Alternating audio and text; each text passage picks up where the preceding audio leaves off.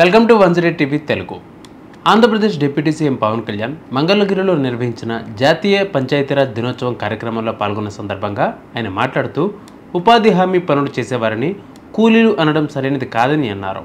ఇది మన సంస్కృతికి అనుకూలమైన పదం కాదని అన్నారు. ఉపాధి హామీ శ్రామికులు లేదా గ్రామీణ వికాస శ్రామికులు అని పిలవాలని సూచించారు. కూలీ అనేది బ్రిటిషర్స్ నుంచి వచ్చిందని, గ్రామాభివృద్ధికి పాటుపడేవారు కూలీలు కాదని అన్నారు. మంగళగిరిలో నిర్వహించిన జాతీయ పంచాయతీరాజ్ దినోత్సవం కార్యక్రమంలో పాల్గొన్న పవన్ కళ్యాణ్ గ్రామాల అభివృద్ధితో పాటు అవినీతిని అరికట్టడంపైన ప్రత్యేక దృష్టి పెట్టాలని అధికారులకు సూచించారు. మునుపటి ప్రభుత్వంలో ఉపాధి హామీ పథకం కింద గ్రామ అభివృద్ధిలో ఎలాంటి నిర్ణయాలు తీసుకున్నారు, ఎలాంటి పనులు జరుగుతున్నాయనే దానిపైన స్పష్టత ఉండేది కాదు. కానీ మన ప్రభుత్వం రాగానే ఉపాధి హామీ పథకాన్ని పారదర్శకంగా అమలు చేస్తూ సోషల్ ఆడిట్స్ చాలా సమర్థవంతంగా నిర్వహించడం జరిగింది. ఇప్పటి వరకు ఉపాధి హామీ పథకం కింద 46,94,000 కుటుంబాలకు చెందిన 75,23,000 మంది ఉపాధి ఇక్కడ కూలీ అని రాశారు. నాకు ఈ పదం కొంచెం ఇబ్బందిగా ఉంది.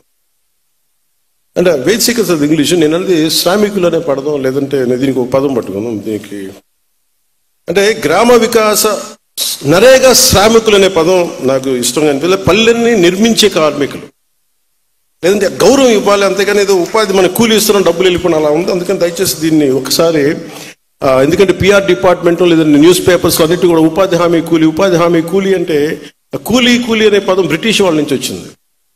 మనల్ని భారతీయుల్ని చైనీస్ని బయట తోటలు పనిచేయడానికి అది చాలా డెరికేటరీ టర్మ్.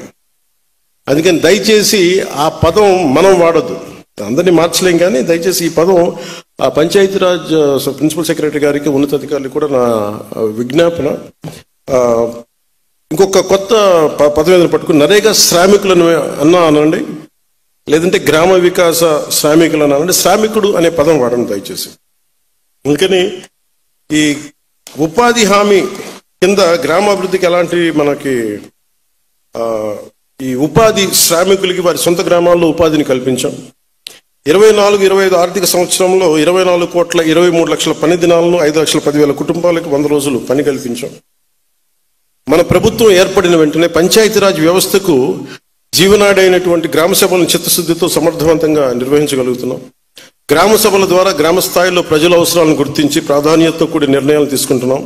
ఇలాంటి దృఢ సంకల్పంతో ఒక్కసారి 13,326 గ్రామ పంచాయతీల్లో గ్రామ సభలు నిర్వహించి ప్రపంచ రికార్డును కూడా మనం సాధించాం.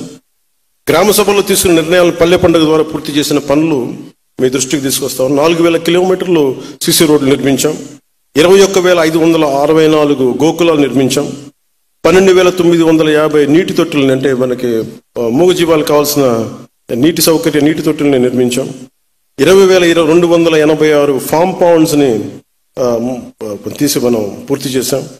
ఖర్చు చేసిన మొత్తం దాదాపు 10,669 కోట్లు. ఇదంతా ఒక సంవత్సరంలో, ఇంకా అవలా కరెక్ట్గా చెప్పండి 9 నెలలు.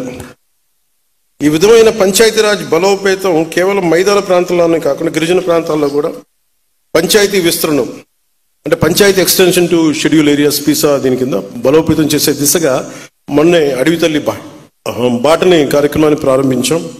రూల్ బుక్ను ఎప్పటికీ అతిక్రమించి పనిచేయనని పవన్ కళ్యాణ్ పేర్కొన్నారు. పార్టీలకు అతీతంగా గ్రామాలకు నిధులు ఇచ్చామని, గ్రామాలు అభివృద్ధి చెందాలని ఆకాంక్షించారు.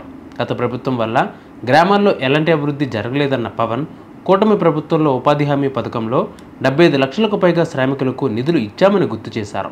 ఉపాధి హామీ కూలీ అనే పదం వాడొద్దని, కూలీకి బదులుగా గ్రామీణ వికాస శ్రామికుడు అనే పదం ఉపయోగించాలని సూచించారు. గత ప్రభుత్వ కాలంలో గ్రామాల్లో అన్యాక్రాంతమైన భూములపై సమీక్ష జరపాలని ఆదేశించారు. తనకు పల్లెలంటే ఎంతో ఇష్టం ఉన్నప్పటికీ అక్కడ ఉండే అవకాశం రాలేదని చెప్పారు. అయితే పంచాయతీరాజ్ శాఖపై తాను ప్రత్యేకమైన ఆసక్తి చూపుతున్నానని తెలిపారు. గ్రామాలు స్వయం ప్రతిపత్తి కలిగిన సంస్థలుగా ఎదగాలని ఆకాంక్షించారు. అధికారుల కృషితో గ్రామాల్లో అభివృద్ధి వేగంగా కొనసాగుతుందని, గతంలో అనేక తాండాల పర్యటనల సందర్భంగా అభివృద్ధికి దారులు వేసినట్లు తెలిపారు. ఉపాధి హామీ పథకంలో 75 లక్షల మందికి పైగా శ్రామికులకు నిధులు ఇచ్చామని చెప్పారు. జాతీయ సమైక్యతను పెంపొందించేలా రాష్ట్ర వ్యాప్తంగా అన్ని పంచాయతీల్లో జాతీయ సమగ్రత ప్రాంగణాలు ఉండాలని అధికారులకు ఆదేశించారు పవన్ కళ్యాణ్. 13,326 పంచాయతీల్లో జాతీయ సమగ్రత ప్రాంగణాలు, స్తూపాలు ఏర్పాటు చేయాలన్నారు. ఈ ఉపాధి శ్రామికులకి వారి సొంత గ్రామాల్లో ఉపాధిని కల్పించాం. 24-25 ఆర్థిక సంవత్సరంలో 24,23,00,000 పని దినాలను 5,10,000 కుటుంబాలకు 100 రోజులు పని కల్పించాం. మన ప్రభుత్వం ఏర్పడిన వెంటనే పంచాయతీరాజ్ వ్యవస్థకు జీవనాడైనటువంటి గ్రామ సభలను చిత్తశుద్ధితో సమర్థవంతంగా నిర్వహించగలుగుతున్నాం. గ్రామ సభల ద్వారా గ్రామ స్థాయిలో ప్రజల అవసరాలను గుర్తించి ప్రాధాన్యతతో కూడిన నిర్ణయాలు తీసుకుంటున్నాం. ఇలాంటి దృఢ సంకల్పంతో ఒక్కసారి 13,326 గ్రామ పంచాయతీల్లో గ్రామ సభలు నిర్వహించి ప్రపంచ రికార్డును కూడా మనం సాధించాం. గ్రామ సభలో తీసుకున్న నిర్ణయాలు పల్లె పండుగ ద్వారా పూర్తి చేసిన పనులు మీ దృష్టికి తీసుకొస్తాం. 4,000 కిలోమీటర్లు సిసి రోడ్లు నిర్మించాం. 21,564 గోకులాలు నిర్మించాం. 12,950 నీటి తొట్టుల్ని, అంటే మనకి మూగజీవాలకు కావాల్సిన నీటి సౌకర్య నీటి తొట్టుల్ని నిర్మించాం. 20,286 ఫామ్ పౌండ్స్ని తీసి మనం పూర్తి చేశాం. ఖర్చు చేసిన మొత్తం దాదాపు 10,669 కోట్లు. ఇదంతా ఒక సంవత్సరంలో, ఇంకా అవల కరెక్ట్గా చెప్పండి 9 నెలలు. ఈ విధమైన పంచాయతీరాజ్ బలోపేతం కేవలం మైదాన ప్రాంతాల్లోనే కాకుండా గిరిజన ప్రాంతాల్లో కూడా పంచాయతీ విస్తరణం, అంటే panchayat extension to schedule areas PESA దీని కింద బలోపేతం చేసే దిశగా మొన్నే అడవి తల్లి బాటని కార్యక్రమాన్ని ప్రారంభించాం.